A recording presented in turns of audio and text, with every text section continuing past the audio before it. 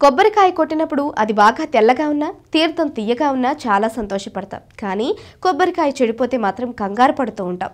ఏమవుతుందో ఏమో అని ఆందోళన చెందుతారు. ఇంతకీ కొబ్బరికాయ చెడిపోతే అపచారమా, అనర్థమా, చెడు ప్రభావం ఉంటుందని సంకేతమా?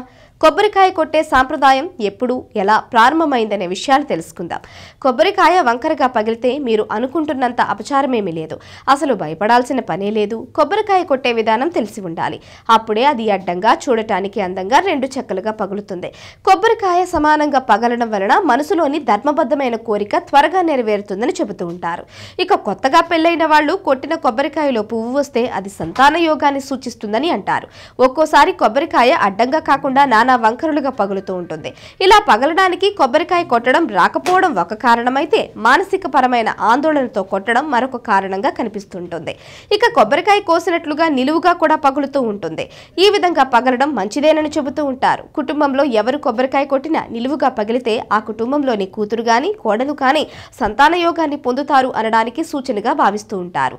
ఇలా కొబ్బరికాయ తాను పగిలిన తీరు కారణంగా ఫలితాన్ని ముందుగానే చెబుతుందనే విశ్వాసం బలంగా కనిపిస్తుంది. అందువల్లనే కొబ్బరికాయ కొట్టేటప్పుడు మనసంతా దైవాన్ని నింపుకొని పరిపూర్ణమైన విశ్వాసంతో కొట్టాలని పెద్దలు చెబుతూ ఉంటారు. పూజా సమయంలో కొబ్బరికాయ కుళ్ళితే ఎలాంటి దోషము ఉండదు, అపచారం అంతకంటే ఉండదు. ఆలయంలో కొబ్బరికాయ కుళ్ళిపోతే ఆ కాయను నీటితో శుభ్రం చేసి మళ్లీ దేవుడికి అలంకరణ చేసి పూజ చేస్తారు. ఈ ప్రక్రియ దోషం చెడిపోయిన కొబ్బరికాయది కాదని, భక్తుడిది కూడా కాదని సూచిస్తుంది. అలాగే ఇంట్లో పూజ చేసేటప్పుడు కూడా కొన్ని సందర్భాల్లో కొబ్బరికాయ కుళ్ళిపోతుంది.